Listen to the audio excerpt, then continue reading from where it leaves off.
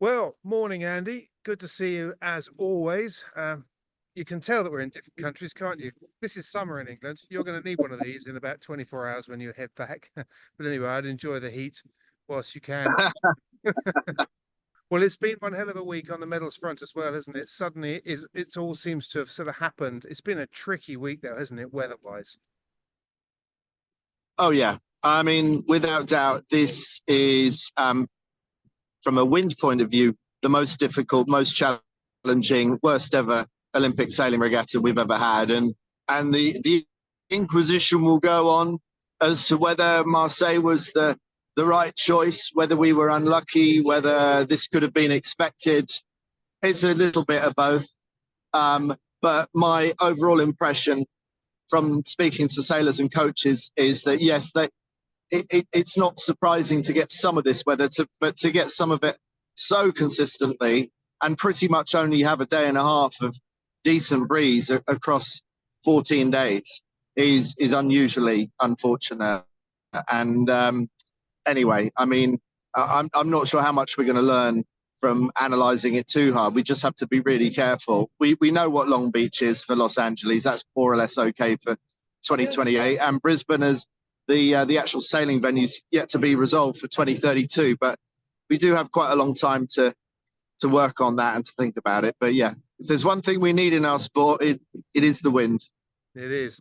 But if there's one fact that seems to be remains a constant throughout, it's like the bigger the event, the weirder the weather, no matter where you take it. But anyway, there we go. That said, right, give us a quick rundown, because I guess a lot of people will be up to speed with the medals that were run, but just for those that aren't at the moment, a quick rundown of what happened when it came to the medals. Yeah, well, let's talk about the medals that happened on Thursday. If we're going to do another one of these sort of post the games, I know you're running off to Barcelona for the America's Cup fairly soon, but quite a lot happened even just yesterday. So let's just dig into the 3 gold medals that were determined yesterday. We had the 470 mix. First time men and women have raced together in the same boat at the Olympics in the 470. We had the multi-hull mixed. That was the 3rd time that the NACRA 17 has made its appearance at the games. And then we had a first ever appearance of kiteboarding, and we saw the women's event resolved yesterday. And that was the biggest relief, because a long time to see that this week. The wind really, you don't need much wind to get those kiteboards going, but you do need some. And they can't just be floating out on the water ready for the next puff of breeze to come in like you can with a NACRA or 470. So, you know, if there's not enough wind, they sink down into the water, and then the kites are in danger of fluttering to the water as well. So, you know, a lot goes wrong when it goes wrong with kiteboarding. But yeah, we saw a fantastic resolution to that. Let's just go through the 470, because as I said to the gold medal winners from Austria, I said with respect, I didn't expect to see you here on the podium, let alone win a gold medal. And I asked them how they've managed to peak so well, because they've never been on a podium since Laura Vadlau and Lucas Mar have teamed up together. So they haven't really shown much sign of being able to do this. But one little insight, I don't think it's the whole story, but Lara said a couple of years ago, we discovered this magic formula for some kit, the right centerboard, the right mast, everything just felt right. And they said, right, that's going in the garage. And then we're going to carry on campaigning and try and qualify the nation and everything else with our next best kit. But we really, really, really like that kit. And so that's what they brought out for the games. And so they felt they had really good technical speed, to the point where when they were capsizing, celebrating winning the gold medal after crossing the finish line of the medal race, she said to Lucas, "Mind out for that centerboard. Don't damage the centerboard." So that, I think that centerboard's going in the garage again for another 4 years before they get it out for Los Angeles. The other factor in that is that before the start, people might have seen that there was a match race going on with the Spanish. Well, one of the journalists in the press conference said, "Oh, why did you decide to match race the Spanish before start, she said, I think you'll find it wasn't us initiating that match race, it's the Spanish trying to go for us. And Anton Dahlberg, the Swedish helm who ended up getting the bronze, said, yeah, that's how he saw it. And he had a really interesting analysis of the sort of the mental approach that he thought his rivals were taking to the games. He said, I think the Spanish going for gold, they started the day in silver, but he thought they're going for the gold. They feel they deserve the gold because they've been on the podium of pretty much every major event over the past couple of years. By far the most consistent, winners of the world and European titles this year, the absolute favourite for gold. So they were going for gold. And then Anton thought that the others in the hunt for medals were just going for medals. So the Japanese and the Austrians, he thought, yeah, they'll just be happy if they get any medal. So that was, he'd really done the analysis on the mentality, and that's why he wasn't that surprised to see the Spanish go for the match race. But it was such a strange thing to do because meanwhile, off the other end of the line, while they were fiddling around near the committee boat, the Japanese were charging up the track off the pin end of the line. And there are all kinds of permutations. And anyway, as it turned out, the Austrians managed to get their way back into the race, only finished, I think, 7th, but it was good enough still to get the gold medal for them. Japan get the silver, Swedes just about scrape the bronze, and the Spanish have a terrible race at the back of the fleet. They just don't get it together, and they finish 2 medals out of the podium, and the best 470 sailors of the last 3 years end up with nothing. So that was one down.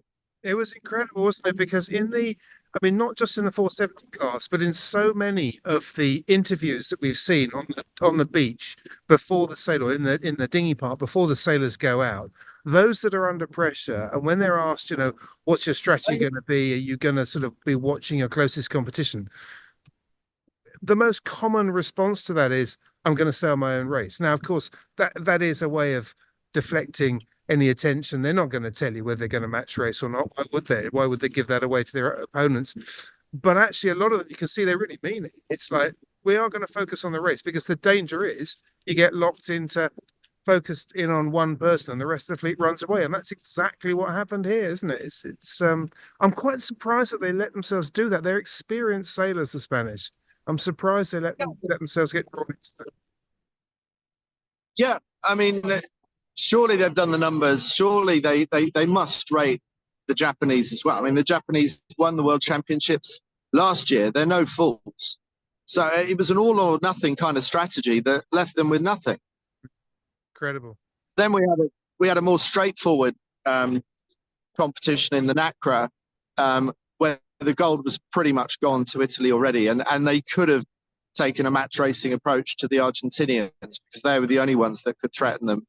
But Tita and Banti had told me in the mix zone the day before that they weren't going to go match racing, and actually they didn't. They just sailed a straightforward race, and the Argentinians sailed a straightforward race. But the drama of that one, of course, especially from a British point of view, was the Gimpson and Burnett marginally crossed the line too soon. They heard the call for a recall. You could hear it clearly on the ambient noise. I don't get commentary where I'm sitting, so I don't hear the OBS commentators, but you could hear GBR being called out.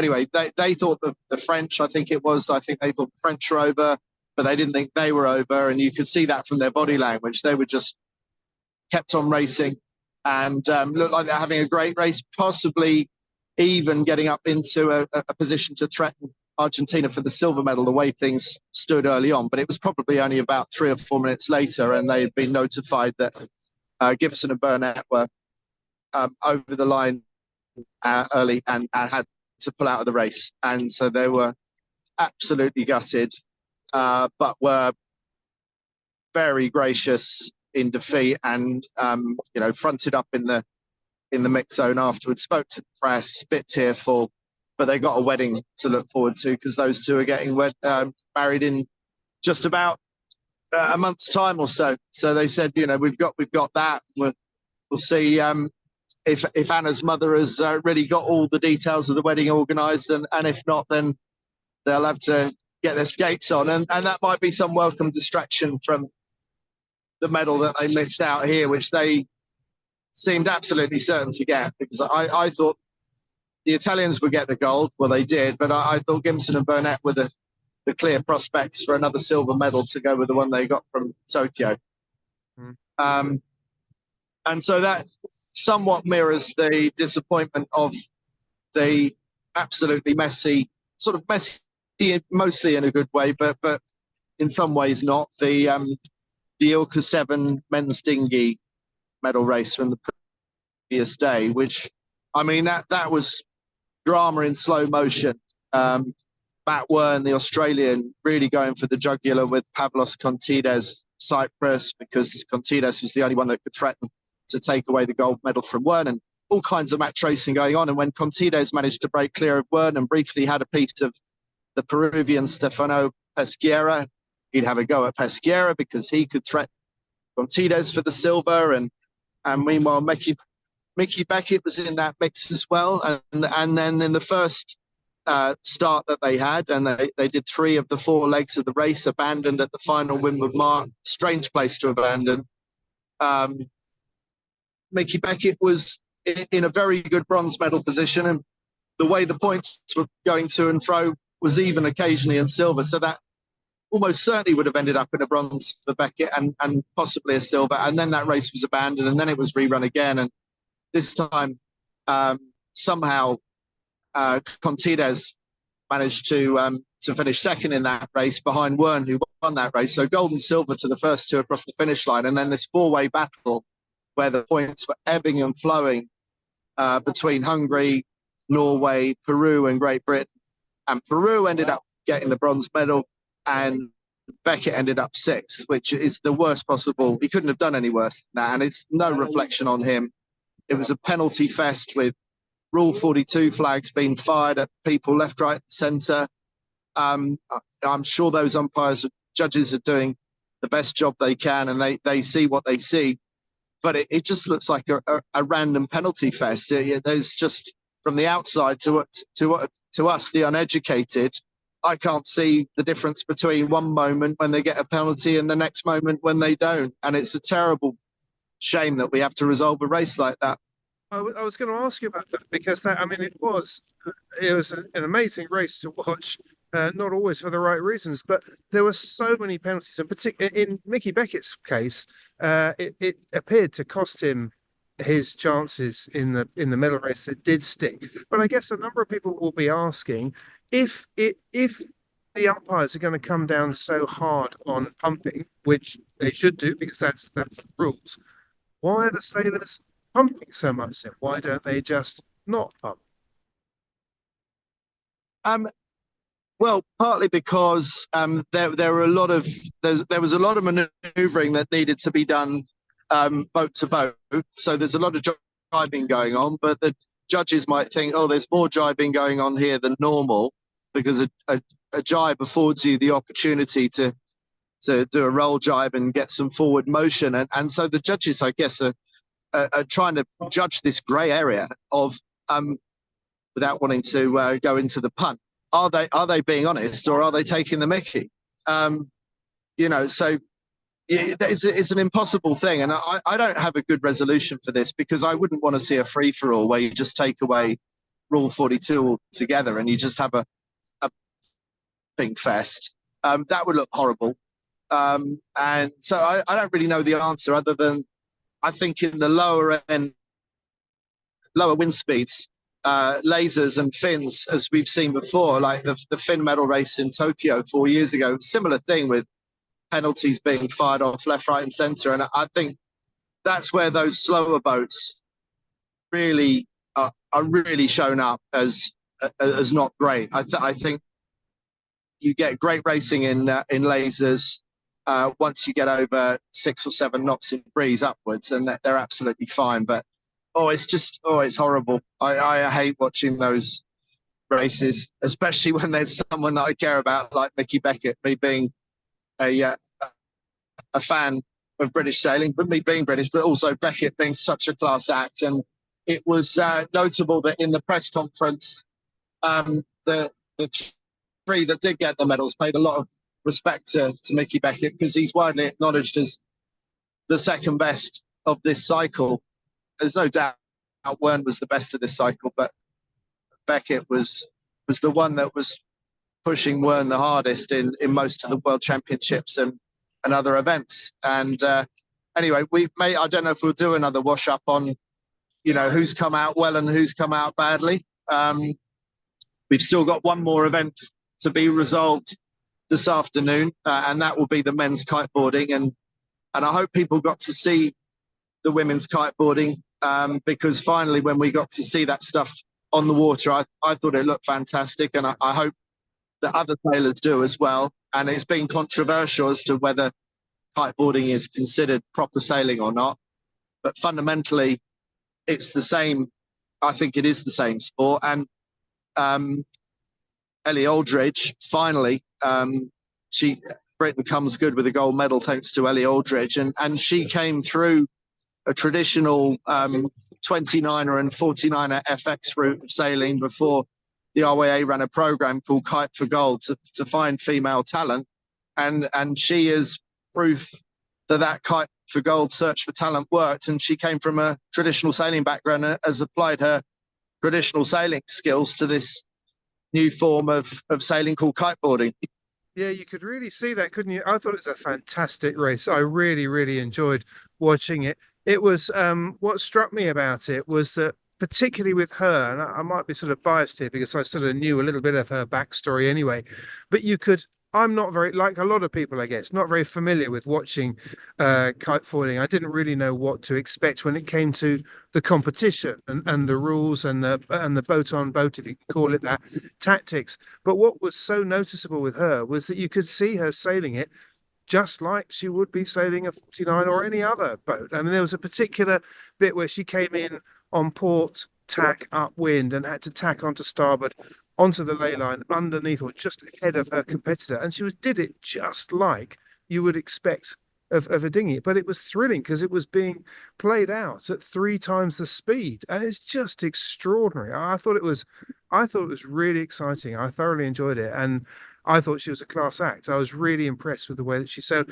She was utterly flawless as far as I could see around, and I don't know that much about it, but I didn't see her trip up or get a ley line wrong, or she was just on it all the way around. It was spectacular.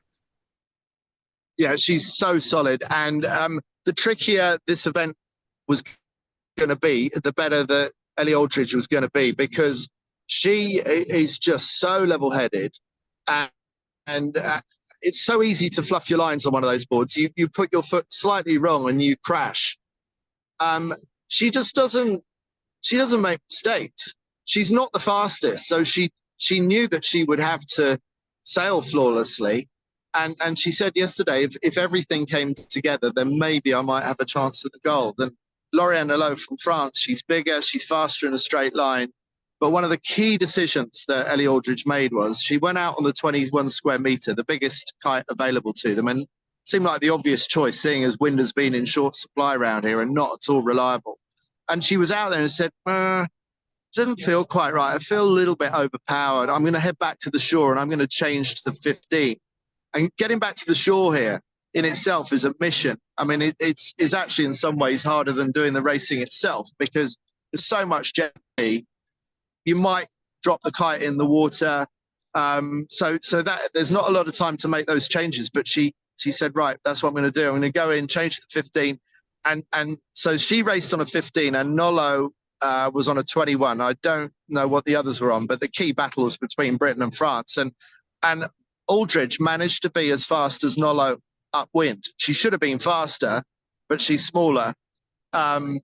But she managed to match Nolot on speed because of the smaller kite, and so had really good VMG upwind. And then managed to hold off Nolot downwind, who basically had the bigger spinnaker downwind.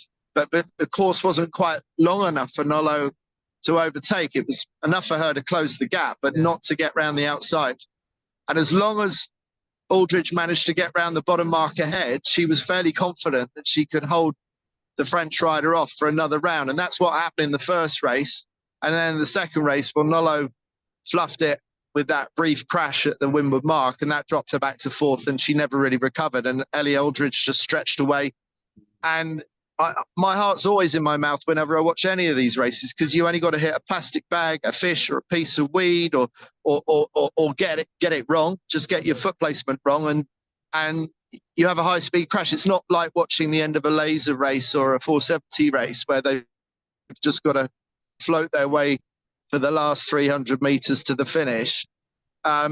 Capsizing in kiting terms is never more than a couple of seconds away at any moment. But if there was anyone that was not going to be overwhelmed by the occasion and keep her cool, it's Ellie Aldridge. Yeah, I was amazed by watching her upwind. That's what really stood out for me. She was just pointing so high. She was climbing up through people in both races. Really noticeable. I didn't know about the choice of sail at that point. I didn't know until after the race, after the races. But it would explain then, because you could see downwind that she was losing out downwind, but she was just making the gains upwind. Extraordinary.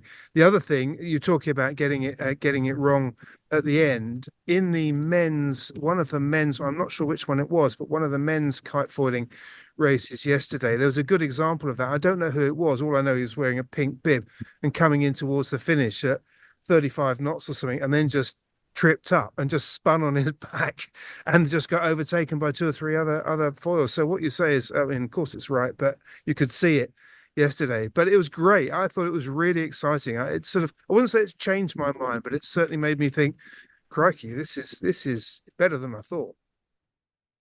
Great. I'm glad you think that. And I've messages from other sailors that have never seen this before. I'm thinking, why haven't you been watching me doing the commentary for the last 2 years on this circuit? I mean, I only discovered this thing just under 3 years ago myself, and I was mind blown the first time I saw it. And my mind continues to be blown, even though I've probably commentated on about 20 of these events over the last 2 or 3 years. It's just extraordinary what these athletes do. And the technical skill required to get one of those boards around. I was hoping, not for the sake of the athlete that crashed, but I was hoping that we would see some crashes just to illustrate the fact of it just shows you how difficult this is when it goes wrong, and just high speed crashes, they're not without consequence sometimes. There's injury involved sometimes. Fortunately, no injury so far at these games. Whoever wins it will deserve it. That's the nice thing about the kite format. I think it's widely agreed that whoever wins that format, there won't be any doubt that they're a deserving champion. And I think that addresses a lot of the issues that people have had with the windsurfing IQ foil format that we've been talking a lot about, especially in the UK for the past week. Yeah, no, it does seem to make a lot of sense. Well, I can see that you're still taken by your own admission, taken by the kite foiling. So if I see a Musto skiff come up on the market, I'll know what you're with your number on it. I'll know what you've decided to buy. Well, good luck with that if you do. But anyway. Yeah, exactly. Good luck with that. Yeah. Must be more than one screw loose if I decide to do that. Wouldn't be the first time. Anyway, great as always to catch up. Enjoy the last day, and yeah, look forward to having a bit of a debrief after that. All right. Cheers, Matt. Have a lovely day in your jacket. See you later. Cheers.